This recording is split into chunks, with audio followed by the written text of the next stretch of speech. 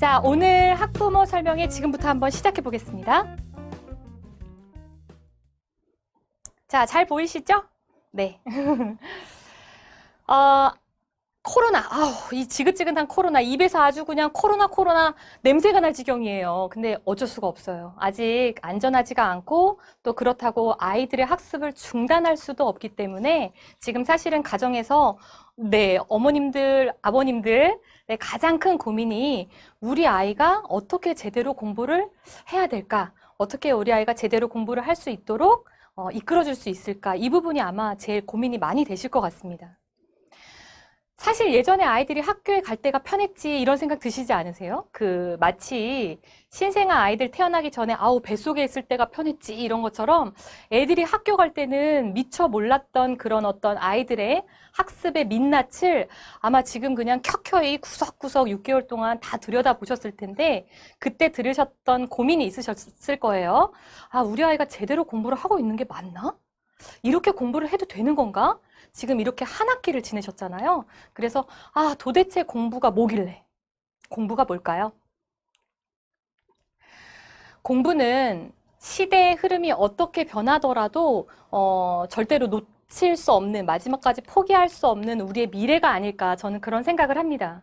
우리 아이들의 지금 하는 현재의 공부가 10년 뒤에 우리의 미래가 될 거죠. 우리의 미래를 곧 또 이끌어가게 될 그런 원동력이나 수단이나 목적이 될 것이기 때문에 아마 지금 모이신 어머님들께서도 우리 아이의 공부 어떻게 하면 좋을까 이런 부분에 대한 같은 공감대가 있으실 것 같아요.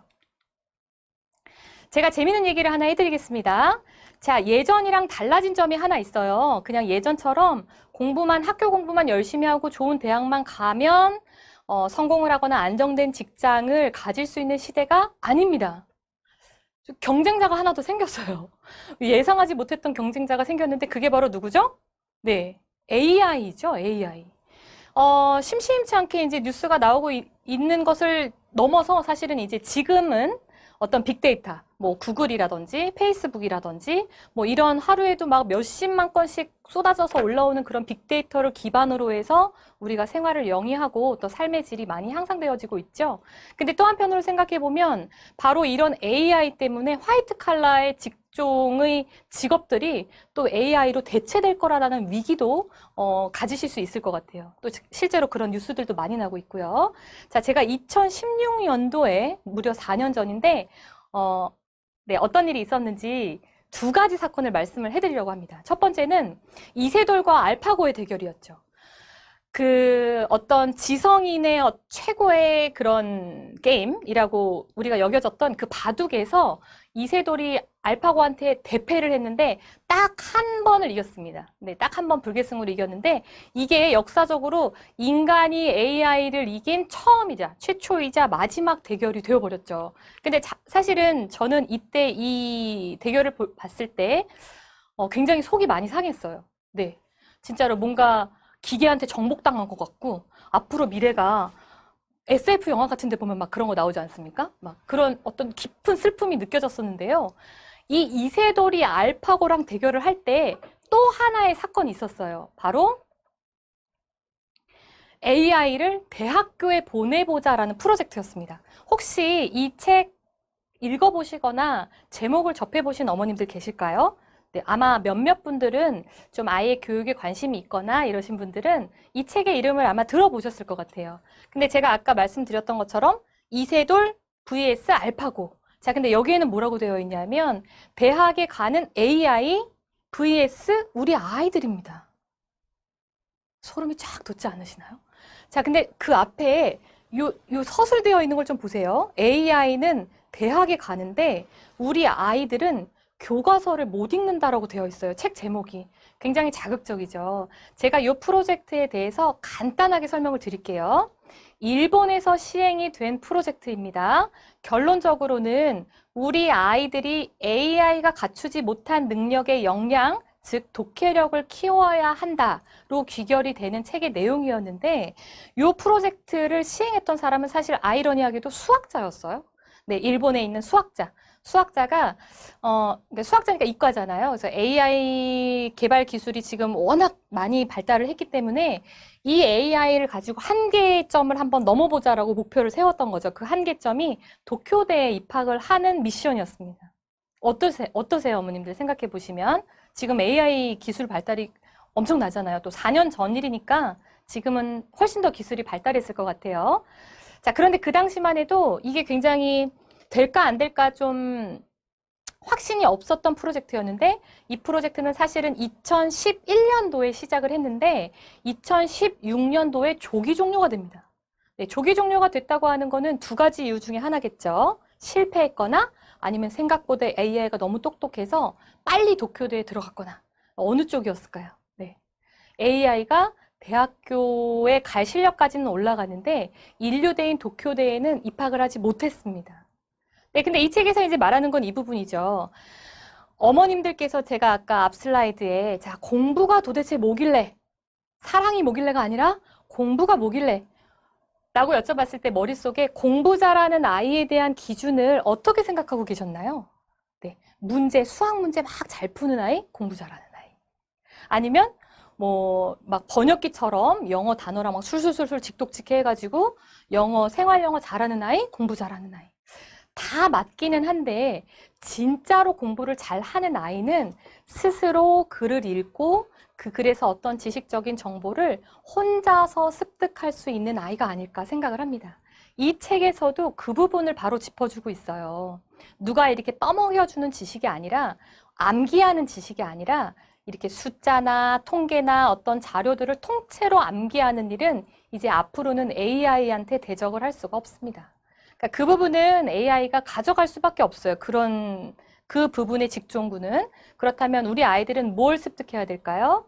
AI로 대체가 되지 않는 역량, 네, 독해력이라고 여기서 말하죠. 이 독해력에 대한 부분을 지금부터 좀 말씀을 드려보려고 합니다. 자, 아까 말씀드린 이 일본의 수학자, 아라이 노리코라는 수학자였는데 이 프로젝트를 진행했던 수학자가 원래 10년짜리 프로젝트였던 것을 6년 만에 실패를 한 다음에 나머지 투자 금액을 이 리딩 스킬 테스트라는 프로그램을 만드는데 투자합니다. 네, 저기 리딩 스킬 테스트라고 되어 있죠. 이게 아이들의 독해 역량을 테스트하는 프로그램이었어요. 이 책에서는 안녕하십니까, 은가님. 네. 이 책에서는 아이들의 독해력이 무엇보다 중요하다. 특히나 학교를 다니고 있는 교과 기간 동안에 우리 아이들이 교과서를 스스로 읽고 이해하는 정도의 독해 역량, 이렇게 딱 기준을 세워주셨어요. 근데 그 정도의 독해력을 우리 아이들이 실제로 갖고 있는지 한번 확인을 해보는 그런 리딩 스킬 프로그램이었습니다. 근데 결과가 생각보다 좋지 않았어요. 자, 제가 예시 문제를 하나 보여드릴게요. 아주 간단한 문제입니다. 이 문제는요, 알렉산드라의 애칭에 대한 해답을 구하는 그냥 단답형 문제인데 우리 아이들이 흔히 많이 푸는 문제 형태인 선지형으로 되어 있습니다. 자, 이 문제를 풀려면 어떻게 하면 될까요?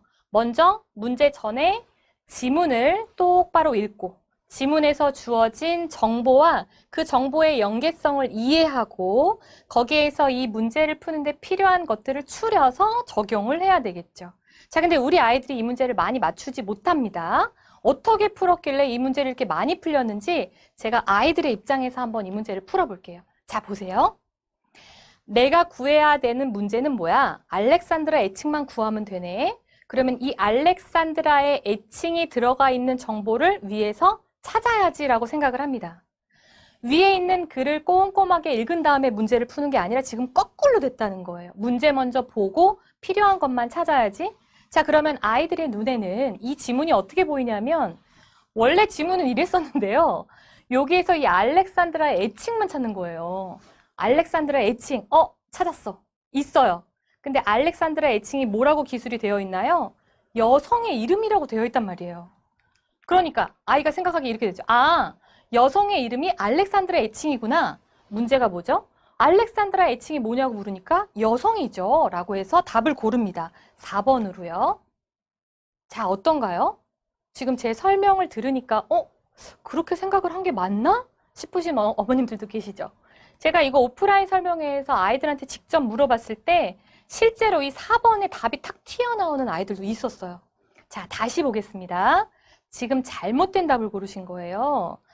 제가 지금 뭘 말씀드렸냐면 우리 아이들이 독해력을 키우기 이전에 선지 문제에만 너무 익숙해져 있다 보니까 나 이놈의 선지 문제 좀 빨리 풀어야지. 맨날 이렇게 문제집만 풀다 보니까 발생되는 실수에 대한 예를 들어드린 겁니다. 자, 정답은 1번인데요. 1번을 고른 아이들보다 4번을 고른 아이들이 심지어 더 많습니다. 자, 그 다음에 또 하나. 지금 오답이 1번이 정답이면 2, 3, 4번이 다 틀린 답이지 않습니까? 1번이 정답이니까. 그런데 2번이나 3번을 고른 비율보다 압도적으로 4번을 고른 아이들이 훨씬 많습니다. 이게 뭘 의미할까요?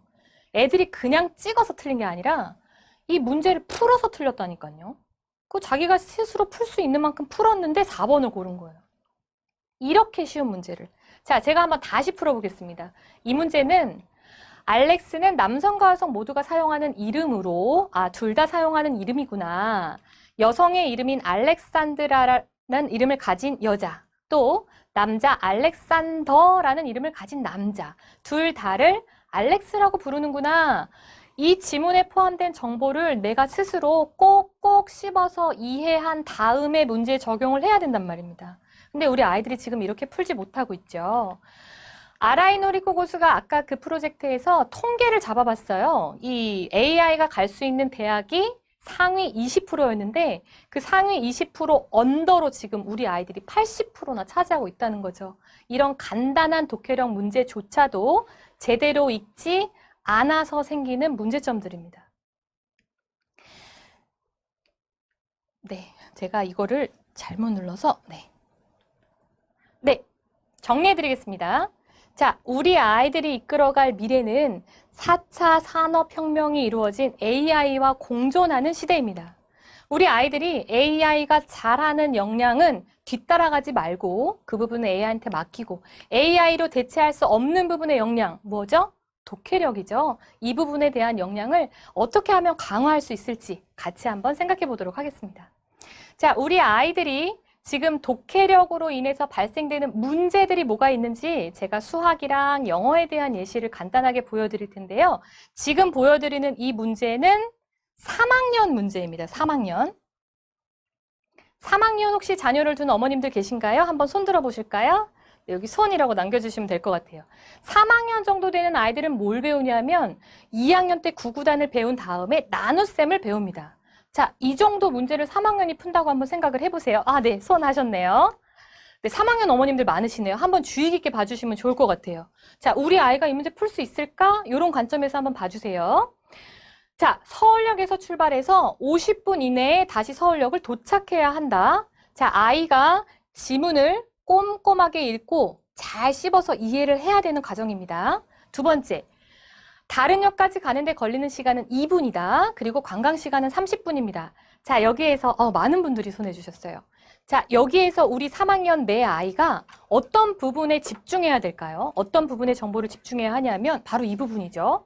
서울역에서 출발해서 50분이라는 시간이 주어졌구나. 50분 동안. 자, 그런데 두 번째 건너뛰고 관광 시간이 몇 분이라고? 30분이구나. 그럼 이제 머릿속에서 생각합니다.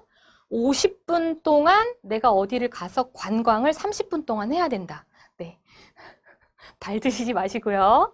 네, 50분 동안 30분을 관광을 해야 된다. 그러면 지하철을 탈 수 있는 시간이 20분이 되겠죠. 여기에서 무슨 식이 나오나요? 50 빼기 30이 나옵니다. 그러니까 우리 애들이, 발은 안 됩니다. 50 빼기 30이라는 계산을 못해서 이 문제를 못 푸는 게 아니라 이 지문을 읽고 그 식을 세우지를 못하는 거예요. 많은 수학학원에서 또는 많은 가정에서 어머님들이 아이들의 수학 문제를 지도해 주실 때 이렇게 생각을 하시죠. 아니, 이거보다 어떻게 더 쉽게 말해야 얘가 이걸 이해하지? 아니, 이거보다 어떻게 더 쉽게 너한테 설명을 할 수 있겠니? 이런 고민들이 되게 많으시거든요. 아이가 근본적으로 글에 대한 이해력이 없으면 이런 간단한 수식조차 식을 세울 수가 없는 거죠. 자, 하필이면 이게 3학년 문제란 말입니다. 4학년, 5학년이 되면 더 심각해져요. 자, 첫 번째 식을 해결한 다음에 두 번째 식을 한번 세워보겠습니다. 관광하는 시간 30분을 뺐으니까 지금 남은 시간이 몇 분인가요? 20분이죠. 네, 근데 그 20분 동안 뭘 해야 되나요? 지하철을 타야 돼요. 왜냐하면 이 문제에서는 나연이가 관광할 수 없는 역을 찾는 것이 문제입니다. 그러니까 이제 20분이 남았구나. 지하철을 20분 동안 타야 되는데 지하철에 걸리는 시간이 역마다 몇 분이라고요? 2분입니다. 그럼 이제 여기서 두 번째 식이 나와요. 두 번째 식. 자, 20 나누기 2 이렇게 되죠. 20 나누기 2는 무엇을 구하기 위한 식이냐면 내가 서울역에서 출발을 해서 몇 개까지의 역을 주어진 시간에 갈 수 있느냐에 대한 미션입니다. 자, 식이 두 개 나왔습니다. 아직 두 개밖에 안 나왔어요. 또 해야 돼요. 마지막 미션이 이게 아주 골치가 아픕니다. 자, 보세요. 다시 서울역에 도착을 해야 되는 게 문제예요. 지금 우리 3학년짜리 49살짜리가 지금 얼마나 고통 속에서 이 문제를 풀고 있을지를 한번 생각을 해보시면 네, 그렇죠. 맞아요. 아직 두 개밖에 안 끝났어요. 다시 서울역에 도착. 자, 이게 얼마나 수학적으로 어렵냐면 읽으면서 아이의 전두엽에 이 다시라는 글자가 이제 입력이 됩니다. 이렇게 생겼어요. 이렇게 대야 거꾸로 엎어놓은 것처럼 생긴 이 다시라는 글자가 전두엽에 입력이 됐을 때 바로 음성적인 언어로 전환이 되면서 again, return, 갔다가 이렇게 해석이 돼야 되죠. 머릿속으로. 자, 그런데 우리가 푸는 거는 지금 수학 문제잖아요. 영어가 아니라 이 다시, again, return이 나누기 2로 식이 세워져야 되는구나 까지 가야 되는 거죠. 3학년인데. 그럼 보세요. 문장을 4개 줬는데 그중에 식을 3개 세워야 되는데 이 식은 정말 어처구니 없을 정도로 쉬운 식입니다. 50 빼기 30, 20 나누기 2, 10 나누기 2. 어머님들 수학 처질까봐 2학년, 3학년 때부터 선행 열심히 가르치시잖아요. 그럼 애들이 50 빼기 30을 못해서 수학을 못합니까? 아니라니까요. 이런 문제들을 읽고 본인이 식을 못 세워요. 자, 그러면 이제 여기 수학 선생님이 이거 옆에서 어떻게 해주시는지 아세요? 이렇게 해요. 자, 봐봐. 여기 50이 있고 관광 시간이 30이잖아. 그러니까 50이랑 30을 빼야 될까? 더 해야 될까? 막 이런다니까요. 그러니까 아이들이 읽기 역량을 본인이 스스로 기본적인 기초 체력처럼 강화를 하지 않으면 이게 아무리 선행을 나가거나 아무리 학원에서 지도를 해도 본인 스스로 성장하는 데 한계가 있다는 거죠. 우리 아이들이 수학 문제를 이렇게 풀어야 됩니다. 자, 그런데 죄송합니다. 등을 대지 말라고 하네요. 자, 그런데 이렇게 독해 역량이 없는 아이들이 실제로 문제집을 어떻게 푸는지 한번 보실게요. 자, 제가 읽어드리겠습니다. 자, 이게 실제로 중학교 1학년 아이들이 나오는 실제 문제집의 한 페이지를 제가 좀 캡처본으로 보여드렸어요. 보세요. 최대 공약수를 활용하는 문제. 가장 많이 또는 가능한 한 많은이 들어가고 나누어주는 문제를 어떻게 풀라고요? 최대 공약수를 풀라고 짚어줍니다. 굉장히 이거 슬픈 현실이에요. 밑에도 보실까요? 최소 공배수를 활용하는 문제, 가장 작은 또는 가능한 작은 이런 말이 들어갔는데 무엇인가를 큰 것으로 만드는 문제가 나오면 어떻게 풀라고요? 최소 공배수를 풀라고 가르칩니다. 이거 암기예요, 그냥. 왜 이런 일이 벌어질까요? 우리 아이들이 글을 잘 못 읽으니까. 이해를 잘 못하는데 시험은 봐야 되니까. 학원에서 아이들 문제 풀 수 있게 만들어줘야 되니까. 이게 지금 악순환이 반복되고 있습니다. 자, 그런데 이렇게 교육을 받은 아이들이 실제 푸는 문제를 한번 보세요. 보세요. 이 정말 기가 막힌 일인데. 초콜릿 21개와 사탕 14개를 가능한 많은, 아까 앞에서 보셨죠? 가능한 많은이 나오면서 똑같이 나누어 줄 수 있는 학생 수를 구하여라. 자, 이런 문제가 나오면 최소 공배수를 풀어라, 최대 공약수를 풀어라, 이런 부분을 지도해 주고 계시는 거죠. 누구를 탓할 일이 아니라는 말씀을 제가 드리는 겁니다. 자, 영어라고 크게 다르지 않습니다. 자, 영어, 믿었던 영어한테 얼마나 배신을 당하시는지 제가 한번 보여드리겠습니다. 자, 이거 뭐냐면 어떤 한 아이가 인터넷에 질문을 올린 질문 그 영어 문제였어요. 되게 뭐 글자가 되게 많아 보이지만 알파벳이 되게 많아 보이지만 꼴랑 5문장짜리의 지문입니다. 틀렸죠? 짝. 마음 아프시죠? 이렇게 쫙 맞은 것 같잖아요. 여기 쫙 가 있어요. 근데 자, 이 문제는 뭐가 문제냐면 주제문을 찾는 것이 문제인 지문입니다. 자, 해석을 하는 게 문제가 아니에요. 해석을 먼저 다 한 다음에 이 글을 짧게 요약해서 이 글은 무슨 내용이에요? 이렇게 말할 수 있어야 돼요. 주제를 찾아야 된다고요.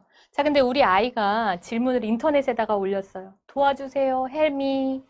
해석을 다 했는데 어떤 게 주제문인지를 모르겠어요. 슬프죠? 네, 그래서 아이가 이 지문을 어떻게 공부했는지 한번 볼게요.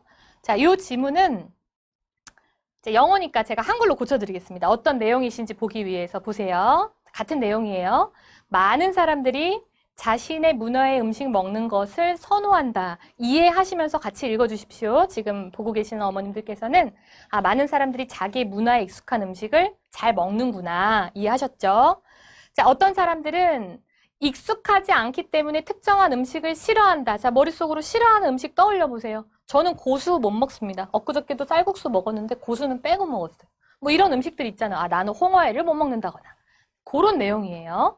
자, 그런데 세 번째 문장에 뭐가 나오냐면 우유는 미국에서는 모든 사람들이 먹는 흔한 음료이지만 중국에서는 애기들만 마신다.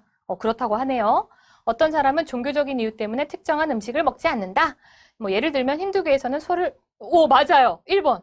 딩동댕 맞추셨습니다. 맞습니다. 1번이에요. 자, 제가 지금 정희호무님께서 정답을 말씀해 주셨어요. 맞춰주셨는데 제가 만약에 왜 1번이에요? 설명해 주세요 하면 아마 이렇게 대답하실 것 같아요. 아니 당연히 1번이니까 1번이라고 하지 1번밖에 없잖아. 아마 이렇게 말씀하시지 않을까요? 우리가 학문적으로나 뭐 어떤 국어학적으로 이 5개의 문장 중에서 왜 1번이 주제문인지를 막 서술해서 아이들한테 설명할 수는 없지만 내용의 흐름상, 전개상 아랫부분에 지금 예가 나와 있고요.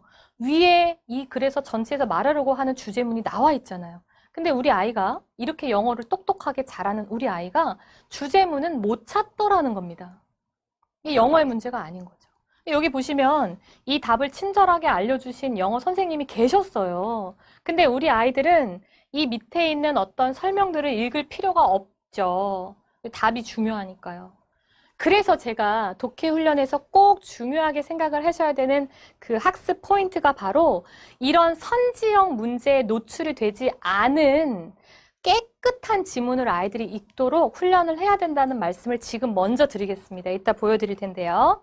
자, 영어도 보셨고 지금 수학도 보셨어요. 이 독해력은 근본적으로 어떠한 능력이냐? 글을 읽고 이해해서 배우는 능력입니다. 읽었는데 그 안에 있는 뜻이나 의미나 전개의 맥락을 내가 스스로 이해하고 내가 혼자서 이해하고 거기서 발생되는 파생되는 지식적 정보들을 내가 스스로 배우는 능력이에요. 너무 아름답죠. 자, 그러니까 어렵습니다. 그래서 읽고 이해한 것을 내가 습득해야 되니까요. 자, 그러면 어떻게 읽어야 될까요? 자, 어떻게 읽어야 되는지 한번 제가 이제 여기서부터가 사실 하이라이트입니다. 본론이에요.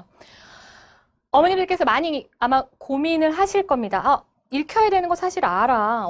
많이 읽으면 공부 잘하겠지. 아는데 어떻게 읽혀야 되는지는 잘 모르겠어. 이 부분에 대한 4가지 방법의 읽기 학습법을 지금부터 좀 설명을 드리겠습니다. 첫 번째는 어휘입니다. 자, 요즘에 교육에 대한 관심들이 너무 많으시고 집에 있는 시간도 많이 늘어나다 보니까 이제 TV에서 자주 보셨을 거예요. 어제 했어요. 어제. 공부가 뭐니? 제가 아까 살짝 변형해가지고 공부가 뭐길래 이랬는데 사랑의 뭐길래 아니죠. 공부가 뭐니입니다. 뭐니. 거기에 보시면 저희 매일국어 그 독해력 강조하는데도 등장하시는 진동섭 그 서울대 입학사정관 역임하셨던 진동섭 그 교수님도 나오시는데 그 공부가 뭐니에 TV에 방영될 때마다 나오는 키워드 3가지가 있습니다. 그게 뭐냐면 자기주도 학습 꼭 나오고요. 그 다음에 독해력 꼭 나오고요. 그리고 교과서 꼭 나옵니다. 교과서. 거기에는 이제 뭐 초등학교부터 고등학생까지 다양한 연령대 아이들이 다양한 공부 방법의 문제와 솔루션을 제시해주는 프로그램이잖아요. 아마 어머님들께서 다 한두 번씩은 뭐 매주는 아니더라도 한두 번씩은 다 보신 경험이 있으셨을 거라고 생각을 하는데 거기에 진짜 거의 매주 나오는 것이 제가 아까 말씀드린 자기주도 학습, 그 다음에 독해력, 그 다음에 이제 교과서입니다. 자, 근데 교과서를 읽히는 게 좋다는 거예요. 자, 첫 번째, 어떻게 하면 우리 아이가 독해력을 키울 수 있을까? 책 읽으면 되겠지. 맞습니다. 근데 그냥 책이 아니라 학습적으로 어떤 책을 읽으면 조금 더 효율적으로 아이가 공부를 할 수 있을까? 한번 볼게요. 첫 번째, 어휘력.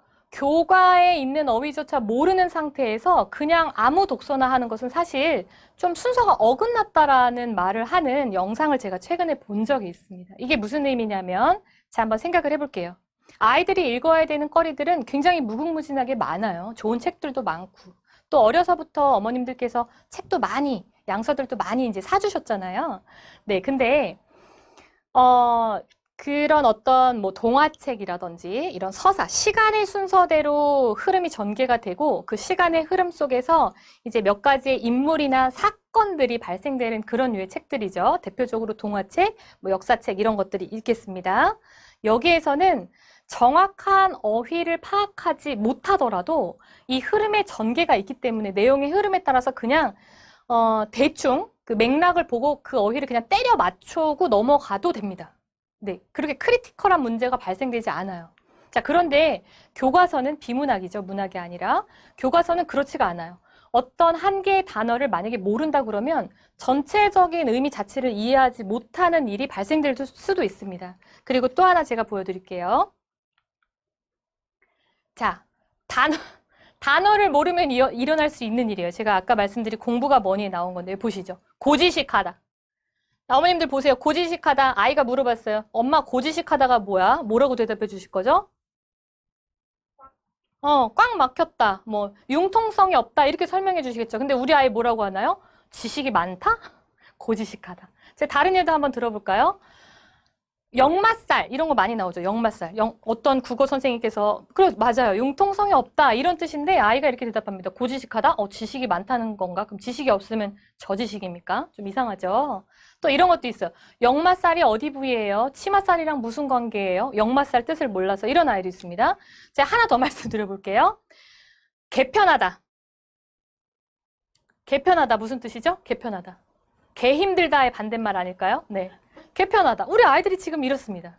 뿐만이 아닙니다. 사실은 그 글 속에서 나오는 워딩 중에서 연패의 의미도 똑같은 워딩인데도 불구하고 어떤 때 쓰이면 연이어서 이기다, 패권을 잡다라는 뜻으로 쓰이기도 하고 또 어떤 뜻에서는 연패의 수렁에 빠지다 이러면 계속해서 지다라는 뜻도 있습니다. 이게 한쪽은 승자의 뜻이고 한쪽은 패자의 뜻인데 단어가 똑같은 거죠. 워딩 자체가. 자, 이런 어떤 디테일한 것들이 있기 때문에 단어 공부는 좀 체계적으로 어휘 공부를 해줘야 된다는 거죠. 제가 다른 말씀을 하나 드릴게요. 우리가 수학에 있어서 개념이 중요하다고 말합니다. 수학적 개념이라는 게 뭘까요? 약속이죠, 약속. 우리가 예를 들어서 아이들한테 십진법과 이진법을 가르칠 때 이렇게 가르칩니다. 십진법은 10개의 숫자를 사용하기로 한 약속.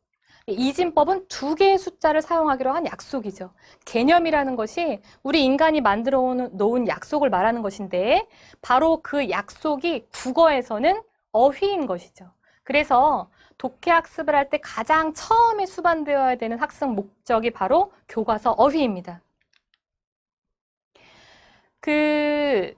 공본머리 독서법을 쓰신 최승필 저자가 이 그래프를 이용을 하셔서 강연을 하신 적이 있어요. 아이들의 어휘를 그 언어 수준을 도식화해서 나타난 표인데요. 네, 표는 되게 심플하지만 여기에 보시면 초등학교 6학년까지 아주 가파르게 어휘력이 상승합니다. 이 굉장히 중요한 시기예요. 이렇게 어휘력이 가파르게 상승하는 12살까지의 시기에 아이가 계속 유튜브만 보고 자기 언어만 얘기하고 그러면 이제 개편하다를 개 힘들다의 반대말로 인지를 하게 되는 불상사가 벌어지는 겁니다. 요때 정확하게 아이들이 건전하고 반듯한 단어들을 익힐 수 있도록 아이들이 교과서를 통해서 단어 공부를 하는 게 굉장히 중요하다는 말씀을 드린 거죠. 자, 그 다음에 중등, 고등으로 보시면 요 폭이 그렇게 크지 않아요. 그러니까 아이들이 어떤 우리가 사람이 사람답게 말을 하는데 필요한 워딩들, 네. 그 아이들의 언어 말고, 네, 우리 사람의 언어로 말할 수 있을 정도의 대부분의 단어들을 초등학교랑 중학교 때까지 거의 대부분 다 습득을 한다고 이해를 하신다면 지금 이 시기에 체계적인 단어 공부를 하는 게 얼마나 중요한지를 짐작해 보실 수 있을 것 같습니다. 첫 번째로 드린 말씀은 어휘입니다. 교과서 어휘 공부를 체계적으로 한다. 자, 두 번째, 독해를 하는 데 있어서 어떻게 읽으면 좋을지에 대한 것들을 제가 몇 가지 말씀을 드려보겠습니다. 우리 아이들이 독서를 열심히 해서 공부를 잘했으면 하는 마음으로 아마 좋은 책들을 많이 사주시거나 빌려주셨을 텐데 그 책을 아이한테 건넸을 때 이 아이가 이 책을 잘 읽었는지 못 읽었는지를 확인하실 수 있으신가요? 어떻게 확인하시죠? 보통 이렇게 하시죠? 다 읽었니? 네, 어휘로 수정하겠습니다. 감사합니다. 다 읽었니? 이렇게 물어보면 아이가 뭐 다 읽었어요. 뭐 믿는 수밖에 없잖아요. 근데 우리 아이가 실제로 책을 잘 의미 있게 학습하는 방법으로 읽기 위한 방법을 제가 지금부터 말씀을 드리려고 하는데요. 그 첫 번째는 의미 단위로 끊어서 읽는 방법입니다. 자, 이 의미 단위로 끊어서 읽는 방법은 영어 학원에서 영어 공부를 할 때도 굉장히 많이 쓰이는 방법이에요. 분절한다고 하죠. 아이들이 이렇게 읽는 의미를 가지고 있는 부분을 이렇게 끊어서 읽습니다. 영어도 언어이기 때문에 국어랑 똑같습니다. 어떤 의미를 가진 그 청크가 덩어리라는 의미예요. 어떤 의미를 가진 문장들을 잘 호흡하면서 끊어서 읽느냐에 따라서 의미가 전혀 달라지기도 하고 또 올바른 의미로 받아들여지기도 하고 그렇습니다. 자, 이 의미 단위로 끊어 읽기가 중요한 또 한 가지 이유는 이 의미 단위로 끊어 읽어야지만 글을 읽는 속도가 붙어요. 어린 아이가 있는 집에 어머님들께서 한번 생각을 해보세요. 아이가 실제로 소리를 내서 책을 읽는 경험이나 그런 소리를 들어보신 적이 있는지 모르겠는데 아이들은 보통 이렇게 읽습니다. 의미 단위 끊어 읽기 뭐 이렇게 읽죠. 그러니까 어디서 끊어 읽어야 될지 몰라서 그냥 그 글자 하나하나를 그냥 읽습니다. 자, 근데 이게 자연스럽게 학습을 하게 되고 어떤 컨텐츠들을 계속 읽게 되면 이제 의미 단위 끊어 읽기 이렇게 읽게 되죠. 그래서 아이들한테 초등학교 아이들 특히 이제 처음으로 글을 읽고 독해 훈련을 해야 되는 나이에 있는 3학년, 4학년 아이들은 이 부분을 좀 강제로 끊어서 어느 부분에서 읽어야 되는지를 훈련시켜 줄 필요가 있죠. 예전에 많이 들었던 문장을 제가 하나 예를 들어보자면 이런 거 있습니다. 아버지 가방에 들어가신다 그랬었죠? 저희 어렸을 때는. 아버지 가방에 들어가신다. 저는 그게 예전에는 무슨 의미인지 몰랐어요. 아버지가 방에 들어가신다라고 하는 의미와 아버지 가방에 들어가신다. 전혀 다른 의미가 되죠. 두 번째 문장은 약간 범죄의 소지가 느껴지지 않으십니까? 아버지가 가방에 왜 들어가셨을까요? 이렇게 된단 말이죠. 그래서 우리 아이들한테도 글을 읽을 때 어디서 끊어 읽느냐에 따라서 의미를 올바르게 이해할 수도 있고 그렇지 않을 수도 있다. 이 부분이 굉장히 중요하니까 책을 읽거나 교과서를 읽을 때 의미 단위로 잘 끊어서 읽는 훈련을 하는 게 좋다고 권장을 드리겠습니다. 첫 번째 읽기 방법을 말씀드렸습니다. 두 번째 읽기 방법입니다. 두 번째는 아이들이 지금 읽은 글의 내용을 잘 기억하면서 읽어야 됩니다. 자, 왜냐하면 우리 아이들이 뭔가를 읽었을 때 거기 나온 내용을 문제 해결까지 가져가야 되기 때문이죠. 그래서 그냥 발을 정자 쓰듯이 한 번 읽었어, 두 번 읽었어, 세 번 읽었어가 아니라 거기에 나오는 지식적 정보들을 잘 추려서 기억하면서 읽도록 훈련을 해주셔야 되겠죠. 근데 요거는 이제 어머님께서 옆에서 뭐 일일이 다 들여다보실 수가 없으니까 얘가 지금 기억을 하고 있는지 안 하고 있는지 잘 모르겠단 말이죠. 그러다 보니까 어떤 지금 시중에 많이 나와 있는 독해 문제집의 형태나 아니면 학습지의 형태로서 이 아이가 글을 잘 읽었나 기억을 하고 있나를 검증하는 방법을 주로 많이 택하시게 되는데 이렇게 되다 보면 문제점이 하나 발생됩니다. 뭐냐면 아이가 읽어야 되는 지문과 풀어야 되는 문제를 동시에 받지 않습니까? 이건 공부가 뭐니 해도 나왔던 내용이에요. 동시에 받으면 읽는 거에 집중을 할 수가 없고 푸는 거에 먼저 집중을 하게 됩니다. 아이가 생각하기에는 미션이 읽는 것이 미션이 아니라 이게 풀어야 되는 게 미션이라고 인지를 하는 거죠. 그럼 나는 이 문제를 풀어야 되니까 기억을 하면서 읽기보다는 문제에 필요한 정보만 선별해서 찾는 훈련을 하게 된다는 거죠. 또 방법이 거꾸로 됐습니다. 그래서 아이들한테 문제는 나중에 주고 꼼꼼하게 지문을 먼저 읽도록 두 번째 읽기 방법을 권장해 드렸습니다. 자, 세 번째예요. 자, 또 이런 방법으로 읽기를 훈련할 수도 있습니다. 바로 요약하며 읽기인데요. 자, 요약하며 읽기는 사실 시험 공부할 때, 아이들이 시험 공부할 때 많이 쓰는 방법이죠. 그 서울대생이나 명문대 인터뷰 하지 않습니까? 해마다 보면 뭐 어디 수석 입학한 아이들 인터뷰해보면 굉장히 많이 나오는 인터뷰 내용 중에 이런 내용이 꼭 포함이 되어 있습니다. 교과서로 공부했어요. 그러잖아요, 아이들이. 네. 교과서만 보고 공부했어요. 심지어 이런 학생들도 있고. 자, 근데 여기서 말하는 교과서로 공부했어요가 바로 이 요약하며 읽기를 했다는 의미가 아닐까요? 자, 교과서를 먼저 꼼꼼하게 잘 읽으면서 내가 공부해야 되는 학습적인 내용을 잘 요약해서 노트를 만들죠. 우리가 요점 노트 만든다고 했던 부분들. 그래서 이렇게 요약을 하면서 한번 내용을 전체적으로 점검하고 내가 공부해야 될 내용들을 한번 추리고 그 다음에 이것을 확인하기 위해서 문제를 풀거나 아니면 조금 이해가 부족했던 부분에 동영상을 보거나 그 인강을 보거나 이런 형태로 학습이 되어지는 것이 바람직할 텐데 또 아이들이 이 요약하며 읽기는 해보지를 않다 보니 체계적으로 훈련을 한 경험이 없다 보니 이 요약을 스스로 하는 것은 능력이 좀 안 되고요. 그러다 보니까 우선 문제집 먼저 풀까? 우선 인강을 먼저 볼까? 이런 식으로 좀 학습 효율이 떨어지는 방법을 선택하고 있는 그런 안타까운 학생들도 많이 있는 것 같아요. 자, 그래서 어떻게 하면 요약을 잘 하면서 읽을 수 있을까? 내가 기억해야 될 부분들을 메모하면서 요약하면서 읽을 수 있을까? 이 부분에 대한 고민도 필요할 거라는 생각이 듭니다. 자, 제가 4가지의 독해 훈련법을 지금 정리를 해드렸는데요. 정리해보자면 첫 번째는 교과서를 통해서 단어에 대한 체계를 구축하는 것이 초등학교 때 굉장히 중요한 그 학습적인 목표가 된다라는 거.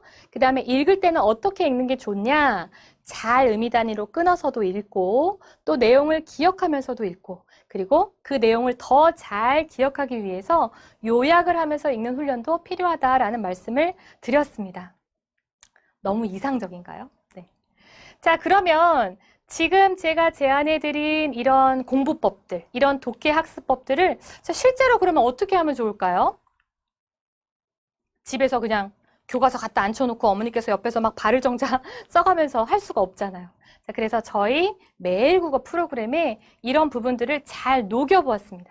자, 지금부터 매일국어에 대한 프로그램 컨텐츠를 한번 살펴보시면서 아, 우리 아이가 집에서 혼자 공부할 때 이런 부분에 대한 교과서 학습이 잘 이루어질까? 네, 이런 부분도 한번 점검을 해보셨으면 좋겠어요. 네, 한번 같이 보시죠. 자, 교과서 트레이닝입니다. 지금 초등부 어머님들이 많이 들어와 계시잖아요. 우리 아이도 초등학생인데 우리 애가 교과서 읽는 거 나 한 번도 본 적 없는데? 하시는 어머님들 많으실 거예요. 그 집에서 교과서 잘 읽히지 않으세요? 보통 교과서는 다 문제집으로 해야 된다고 생각을 하시니까 아이들이 읽는 거는 다른 책을 읽히시고 오히려 그냥 교과서를 읽히시면 참 좋을 텐데 말입니다. 자, 그래서 제가 지금부터 교과서를 한번 읽혀보겠습니다. 자, 첫 번째 단계는 지금 저희 매일국어 아마 학습을 이용하고 있는 학생들의 어머님도 계시죠? 그래서 이 화면 보신 적 있으실 거예요. 자, 매일국어에서는 초등학교 아이들의 교과서를 기준으로 해서 국어, 사회, 과학 3과목 들어가 있습니다. 자, 기억하셔야 될 부분은 이 부분이에요. 교과서를 토대로 해서 뭘 시키려는 거죠? 아이들의 읽기를 시키려는 겁니다. 교과서를 토대로 해서 문제를 풀리려는 게 아니에요. 물론 잘 읽으면 문제도 풉니다. 근데 문제를 위한 읽기라기보다는 읽기 자체를 위한 읽기 훈련을 할 거기 때문에 그 부분이 얼마나 잘 실행이 되는지 한번 중점적으로 봐주시면 좋을 것 같습니다. 자, 첫 번째는 아이들이 교과서를 읽기 전에 뭘 해야 될까요? 단어 공부를 먼저 해야 되죠. 네, 그래서 단어 공부 먼저 한번 시켜볼게요. 자, 아이들이 단어 공부를 할 때 어머님들 혹시 단어장, 우리 아이 단어장 좀 사줘봤다 이런 어머님들 계시죠? 근데 이 단어는 그냥 단어장 자체의 단어이죠. 아이들이 실제로 교과서에 나오는 거랑은 뭐 포함이 되어 있는 것도 있을 수 있지만 이제 좀 동떨어진 것이란 말입니다. 근데 매일국어에서는 오늘 아이가 읽을 교과서의 단어를 공부합니다. 네, 근데 또 하나 여기에 이렇게 숨겨져 있는 학습법이 있어요. 바로 뭐냐면 오늘 배워야 되는 단어들 중에서 네가 이미 알고 있는 단어들도 있잖아요. 이 이미 알고 있는 단어들은 골라봐라고 합니다. 이게 바로 메타인지예요. 자, 예전에 제가 봤던 TV 영상에 이런 내용이 있었습니다. 메타인지가 좋은 아이들이 공부를 잘합니다. 근데 메타인지가 좋다는 게 무슨 의미냐면 내가 실제로 알고 있는 것과 내가 모르는 내용을 잘 구분할 줄 아는 거예요. 공부 잘하는 아이들은 이 능력이 굉장히 발달되어 있습니다. 똑같은 카드를 뭐 한 몇십 장을 이렇게 쭉 준 다음에 이제 섞어놨어요. 공부 잘하는 아이와 그렇지 않은 아이를. 그 다음에 카드를 제한된 시간 동안 쭉 보게 합니다.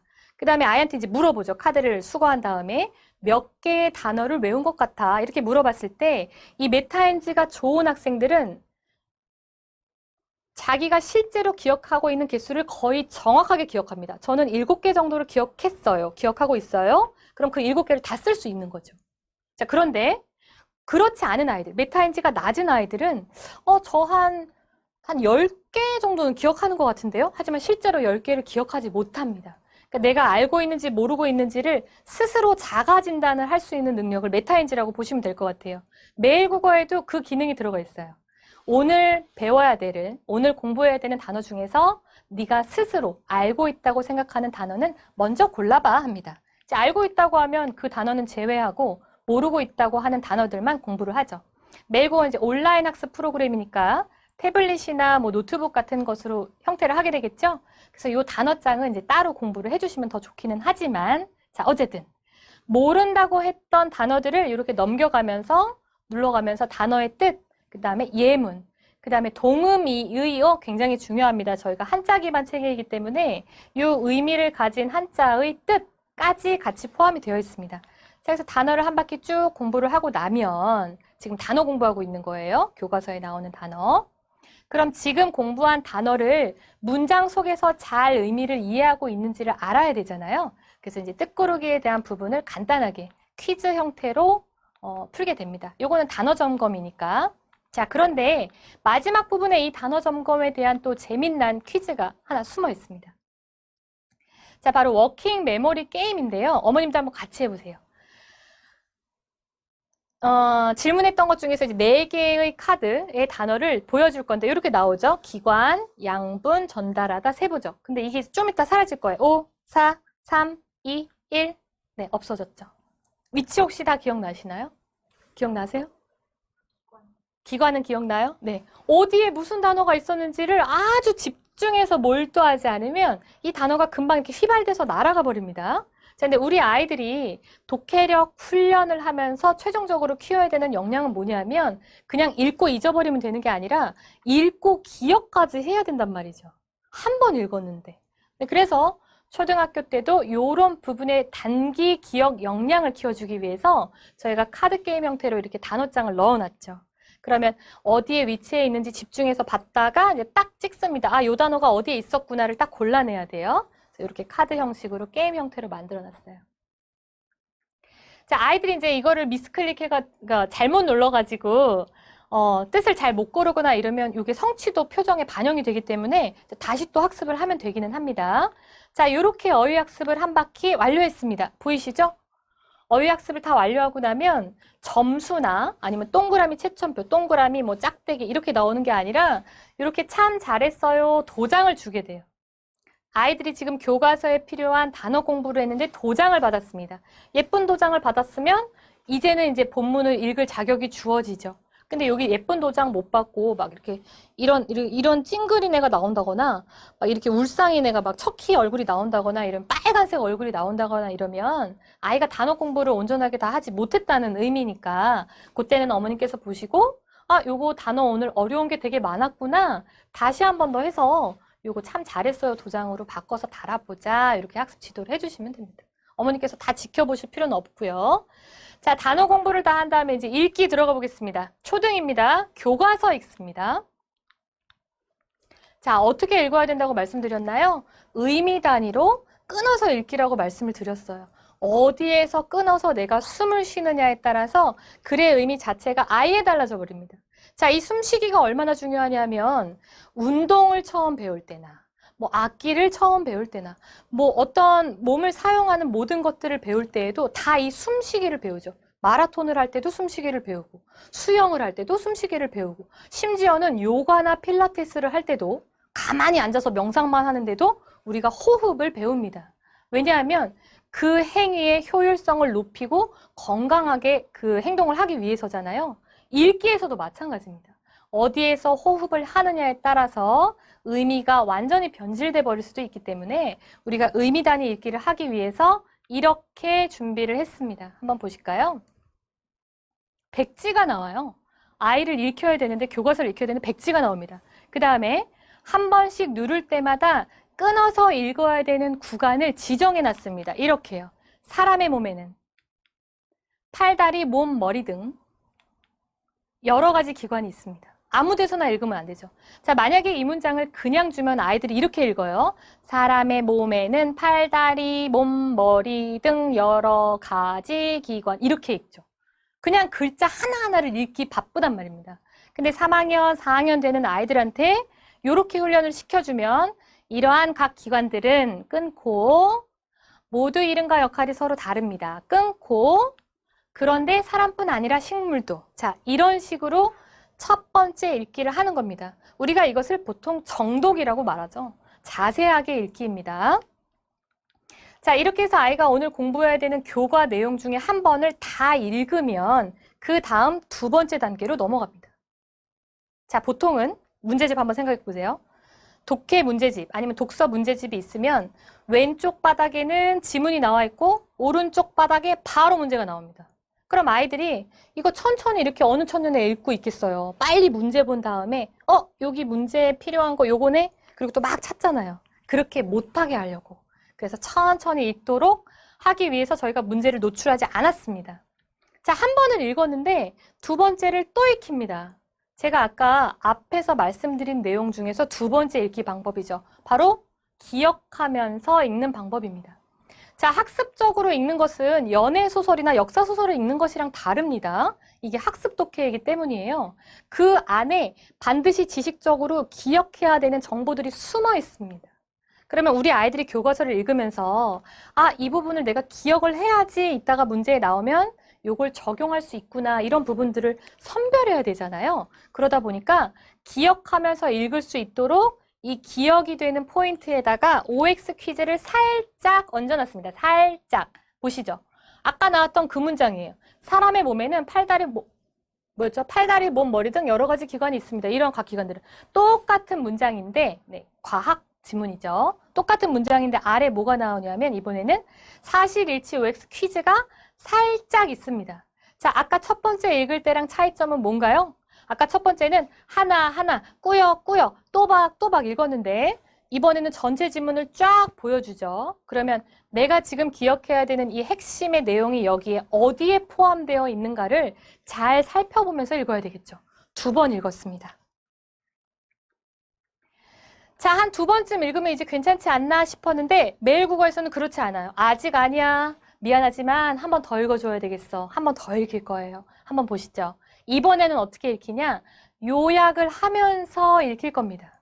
근데 이 요약을 누가 하나요? 우리 아이가 해요. 선생님이 해주시는 게 아니에요. 자, 어머님들이 서점에서 책을 고르실 때, 우리 아이들을 위해서 참고서나 문제집을 고르실 때 뭘 보고 어떤 기준으로 고르시나요?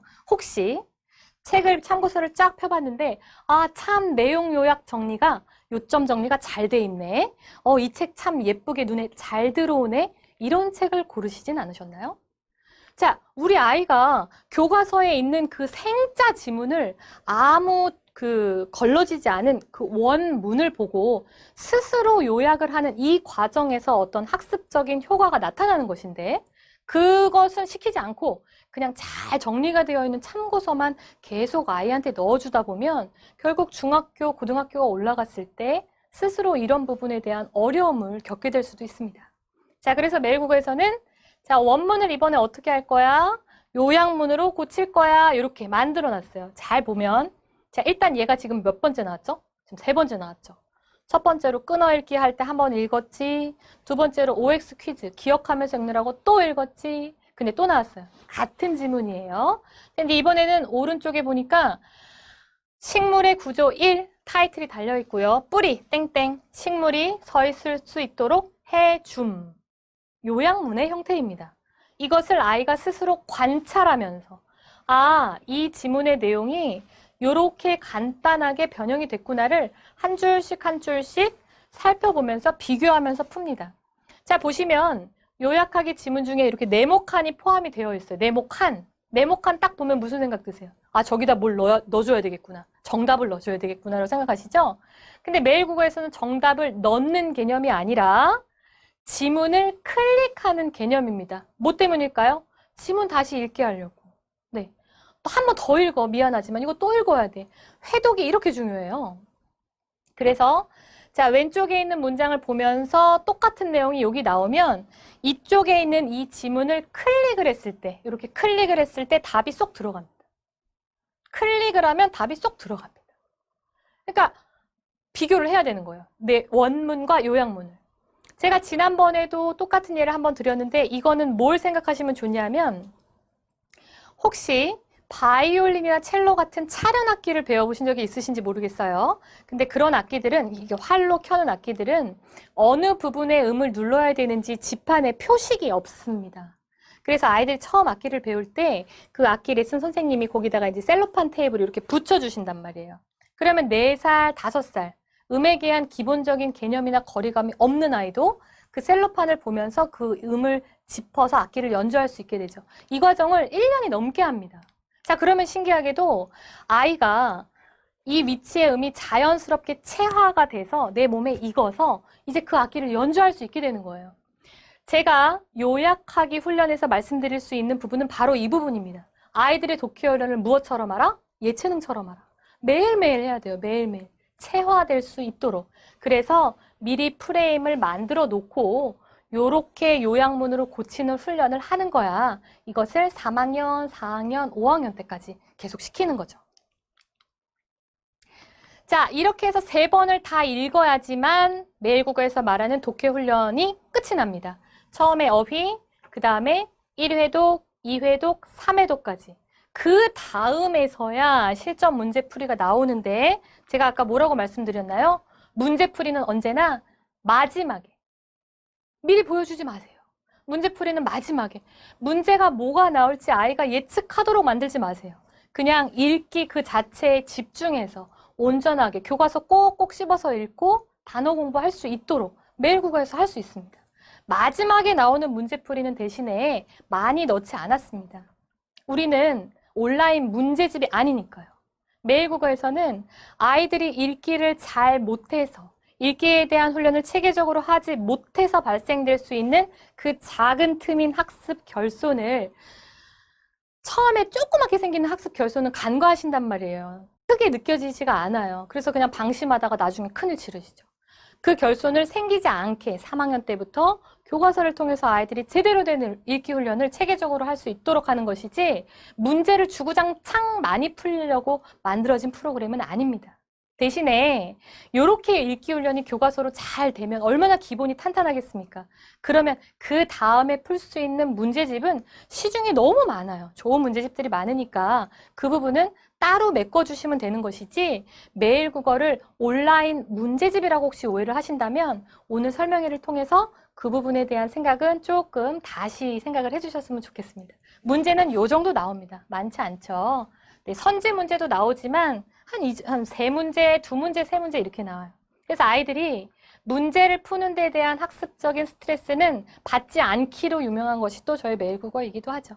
대신에 꼼꼼하게 여러 번 거듭해서 읽고 그 읽기 위한 어휘 공부를 반드시 할 수 있도록 이렇게 하루에 2과목씩 체계화가 되어 있습니다. 자, 지금 제가 이제 초등부에 대한 부분을 굉장히 꼼꼼하게 지금 다 말씀을 드렸어요. 이 유튜브 영상이 지금 길이길이 남을 텐데도 제가 그것을 무릅쓰고 어머님들께서 저희 프로그램이나 교육적인 학습 취지를 잘 이해하시기를 바라는 마음에서 이제 처음부터 끝까지 A to Z 다 끝났고요. 자, 이렇게 우리 아이들이 교과서로 초등학교 때 국어, 사회, 과학 3과목을 꼭꼭 씹어서 잘 독해 훈련을 했다면 얼마나 듬직합니까? 이제 중학교 가면 쭉쭉 뻗어나갈 수 있겠죠. 자, 중학교 가서 우리 아이들이 해야 되는 독해 훈련의 방향성을 간단하게 마무리해 드리면서 이제 좀 설명의 마무리 쪽으로 가보도록 하겠습니다. 자, 우리 아이들이 교과서로 독해 훈련을 체계적으로 했어요. 든든해요. 자, 그러면 중학교 때 가서 하는 학습 패턴입니다. 보시죠. 자, 매일국어 중고등은요, 무학년 시스템이에요. 왜냐하면 중등이나 고등이나 구분이 없기 때문입니다. 이게 학습적인 어떤 커리큘럼이나 지식적 기반을 아이의 머리에 주입하기 위한 것이 아니라 제가 아까 말씀드렸죠. 독해 훈련 뭐처럼 알아? 예체능처럼 알아. 매일매일 정해진 시간에 꾸준하게 체화되도록. 왜 그런지도 모르게 내가 독해를 잘하게 되도록. 맞습니다. 국어, 사회, 과학 3과목입니다. 그래서 저희 독해 훈련을 해야 되니까요. 자, 그래서 매일매일 읽을 수 있는 거리들을 제공을 하는데 그 지문의 수준만 그레이드를 좀 나눠놨죠. 초등학교 5학년부터 진입이 가능해요. 중학교 1학년부터 중학교 3학년까지 하면 너무 나이스하고 좋아요. 왜? 고등학교 가서 폭발적으로 늘어나는 학습량을 감당할 수 있는 기초 체력이 되니까. 그게 좋지만 뭐 만약에 안 된다 그러면 고등학교 가서라도 해야죠. 지금 뭐 찬밥, 더운 밥 가릴 때입니까? 네, 그래서 이제 중학교 교과 컨텐츠는 어떻게 들어가냐면 이제 교과서에만 한정을 짓는 게 아니라 교과서 지문도 포함이 되어 있고 그 이외에 비문학 지문 3개를 랜덤으로 그냥 막 줄 겁니다. 애들한테. 다양하게 읽으라고. 이거 생각하시면 돼요. 예전에 이렇게 좋은 지금은 이제 시대가 너무 좋아져가지고 뭐 온라인 프로그램, 메일국어를 포함해서 많은 다양한 컨텐츠들의 학습 수단이 새로 생겨났지만 예전에는 이 비문학 읽기 수업 뭘로 많이 했는지 기억하시나요, 혹시? 어머님들께서 교육열은 지금 못지 않았습니다. 예전에 어머님들이 이거 많이 하셨죠. 신문 사설을 종류별로 막 12종씩 쫙 깔아가지고 집으로 다 구독을 막 하셨죠. 구독, 좋아요. 네. 구독 막 하신 다음에 거기서 그 신문 사설 아이들이 독해 역량을 키울 수 있는 그 글들만 열심히 스크랩을 해가지고 노트 만들어주고 막 모아주고 그래서 아침마다 밥 먹으면서 읽히고 막 이랬다고요. 잘 생각해보세요. 그 신문 사설이 지금 저희 매일국어랑 똑같습니다. 문제를 주지 않고 온전하게 글만 읽게 하라잖아요. 문학적인 글이 아니라 비문학적인 글을 읽게 했잖아요. 똑같습니다. 그 문제를 보여주지 말아야 된다고. 그 중학교도 저희가 이제 문제를 보여주지 않을 거예요. 한번 보시죠. 첫 번째 단계. 생자. 네, 아무것도 없이 그냥 기본 플레인한 지문을 처음에 딱 읽게 해요. 아이들이 어떤 문제가 나오는지 예측하지 않은 상태로 처음에 쭉 읽지만 그냥 대충대충 읽으면 안 되고 포인트가 되는 사실적인 부분들의 내용을 잘 기억하면서 읽어야 되겠죠. 근데 애들이 잘 못하잖아요. 안 해봤으니까. 어쩔 수 없어요. 자기 실력이 어느 정도인지 있는 그대로 판단할 수 있는 기준을 알려주기 위해서 첫 번째 읽기 과정에서 속도 체크랑 정확도 체크가 들어갑니다. 그래서 이렇게 기록을 보여드릴 거예요. 자, 오늘이 이제 초등, 중등 대상이다 보니까 초등학교 때 독해훈련을 교과서로 얼마나 탄탄하게 하고 올라오면 그 다음 스테이지에서 하는 학습을 제가 보여드리고 있는 거예요. 한 번 읽었습니다. 자, 아직 문제 안 나옵니다. 두 번째, 이번에는 뭐 할까요? 아까 제가 말씀드린 것처럼 처음 보는 지문을 무슨 문제가 나올지 예상하지 못한 채로 한 번을 읽었는데 기억을 해야 돼. 잘. 그래서 잘 기억하도록 하기 위해서 이번에는 이 지문에서 중심 내용을 담고 있는 문장을 파악하도록 시킵니다. 자, 똑같은 문장이 또 나왔어요. 아까 처음에 봤던 그 지문에서 이번에는 중심이 되는 각 단락별로 이렇게 중심이 되는 문장들을 아이가 직접 찾습니다. 다시 읽어야 되겠죠. 2번 읽죠, 지금. 2번 읽었어요. 목적은 잘 기억하기 위해서입니다. 전체 흐름에 대한 구조를 잘 기억하기 위한 훈련을 하는 거예요. 2번. 자, 또 나와요. 아직도 문제 안 나옵니다. 이번에 또 똑같은 지문을 줄 건데 이번에는 어떤 훈련을 할 거냐면 더 간추려, 더 요약해, 더 짧게 기억해. 키워드 상태로 기억을 시킬 거예요. 이 지문의 내용을 보시죠. 아까 봤던 그 지문인데 이번에는 각 단락별로 중심 문장이 되는 그 문장에서 키워드만 다시 또 찾습니다. 지금 아이가 계속 같은 지문을 보고 있는 거예요. 문제집에서는 해결이 될 수 없는 부분이에요. 같은 지문을 또 보면서 이제 한 3번쯤 보니까 좀 익숙해지지 않았겠습니까? 그래서 이제 키워드를 찾죠. 아, 이 지문에서는 이 단어가 중요해. 그 다음 단어가 중요해. 이렇게 단어별로 가장 중심이 되는 단어를 찾는 것이 3번째. 자, 3번 읽었습니다. 아직도 안 끝났습니다. 한 번 더 읽힐 거예요. 이제 하이라이트 마무리. 자, 이번에는 4번째 읽힐 건데 역사고력 훈련이라고 제가 이름을 지어봤습니다. 역으로 다시 기억을 확장하는 연습이에요. 키워드랑 중심 문장을 억지로 지금 다 아이들한테 구겨 넣었잖아요. 이거 네가 기억해야 되는 부분이야. 요거를 가지고 다시 전체 지문의 내용을 확장해봐. 파노라마처럼 머릿속에 쫙 펼쳐봐. 이거죠. 어떻게 저희가 구현을 했는지 한번 보여드릴게요. 이렇게 했습니다. 아이가 클릭을 해요. 그럼 전체 지문이 나오죠. 자, 한 번 다시 클릭을 하면 이번에는 중심 문장만 남기고 나머지를 없애줍니다. 그럼 벌써 시각적으로 아, 맞아. 이게 가장 중심이 되는 문장이었어. 기억이 나잖아요.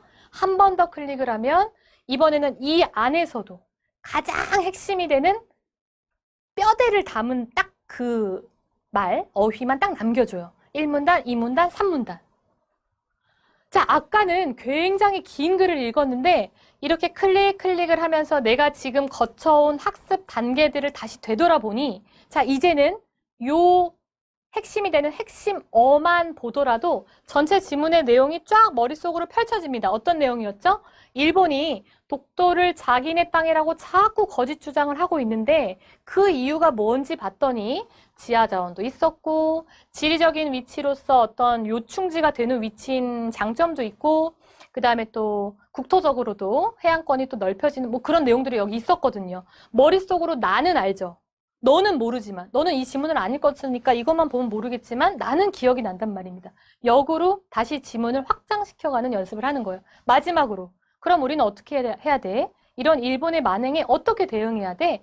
역사적인 사실도 잘 공부하고 그 다음에 국제사회에도 널리 알려야 돼. 이렇게 기억이 납니다. 뭐만 보고도? 핵심어만 보고도 전체 지문을 다시 기억할 수 있는 거죠. 이 과정을 하루에 3개씩 한다고 생각을 해보십시오. 그렇게 많은 시간이 투자되지 않아요. 한 5분에서 7분 정도 시간을 투자해서 이렇게 아이들이 학습을 하고 그제서야 문제가 나옵니다. 자, 어떻게 조금 이해가 되셨을까요? 자, 매일국어는 거듭 말씀드리는 것은 온라인 문제집이 아니라는 겁니다. 이거는 정말 철저하게 처음부터 끝까지 아이들을 바르게 읽히기 위한 체계적인 훈련을 녹여내기 위해서 이런 회독 시스템을 넣어놓은 거예요. 온라인이기 때문에 가능해요. 오프라인에는 이렇게 같은 지문이 3페이지씩 할당이 될 수가 없을 뿐만 아니라 심지어 문제와 지문이 같이 나오기 때문에 아이들이 반복해서 읽는 것은 거의 불가능해요. 옆에 어머님이 계속 계실 수 있는 것도 아니지 않습니까? 그래서 매일국어에서 열심히 회독하고 중심 문장이나 중심어를 찾아보고 그것을 다시 역사고적으로 다시 구조화하는 훈련을 다 한 후에서야 마지막 단계에서 문제풀이를 풀 수 있도록 제안을 합니다. 제가 마지막으로 드리고 싶은 말씀이 있어요. 지금 오늘은 우리 아이들이 어떻게 하면 집에서 지금 혼자 공부를 하는 시대지 않습니까? 학교나 뭐 이렇게 친구들과 같이 선생님의 수업을 듣는 것이 아니라 우리 아이 혼자서 지금 이 역경을 헤쳐나가야 되는데 어떻게 하면 공부를 혼자서 잘할 수 있을까? 그 기본이 되는 독해 훈련에 대한 방법을 말씀드렸습니다. 우리 아이들이 지금 하는 공부가 5년 뒤, 10년 뒤에 우리 아이의 직업을 어떻게 달라지게 할지 알 수 없습니다. 또 하나는 지금 어머님께서 생각하시는 우리 아이의 미래의 직업이 사라질 수도 있습니다. 아예 없어져 버릴 수도 있어요. 그 직업군 자체가. 예측을 할 수 없죠. 변화는 점점 더 빨리 이루어지니까요. 그렇다고 하면 우리 아이가 지금 이렇게 독해 훈련을 하는 것, 스스로 배우는 역량을 갖추는 것이 나중에 이 사회가 어떻게 변한다고 하더라도 새로 배우는 능력을 갖추는 것과 그 맥락을 같이 합니다. 이런 부분에서 어머님들께서 우리 아이의 독서 지도가 어떻게 되어야 되는가, 또 우리 아이의 독서 지도에 내가 그동안 충분히 고민이나 방법을 연구해 보았는가, 이런 부분을 조금 되돌아보실 수 있는 시간이 되었다면 저로서도 굉장히 기쁘겠고요. 매일국어에서는 또 우리 아이들의 이런 온전하고 바른 학습을 위해서 계속 개발하고 또 고민하고 또 그 연구 결과를 프로그램에 녹여내도록 하겠습니다. 자, 오늘 1시간 정도 예정된 학부모 설명이 조금 시간이 오버되었는데요. 같이 고민해 보실 수 있을 만한 포인트 지점이 분명히 있을 거라고 생각을 하고요. 다음 기회에는 이렇게 스튜디오가 아니라 직접 한 분 한 분 어머니들 만나 뵙고 또 현장에서 하하호호 웃으면서 또 아이들에 대한, 저희 미래에 대한 이런 얘기 같이 나눌 수 있는 기회가 주어지는 날이 빨리 오기를 바랍니다. 긴 시간 동안 같이 시청해 주셔서 너무너무 감사하고요. 또 좋은 기회로 찾아뵙겠습니다. 모두 너무너무 감사합니다. 다음에 또 뵙겠습니다. 감사합니다.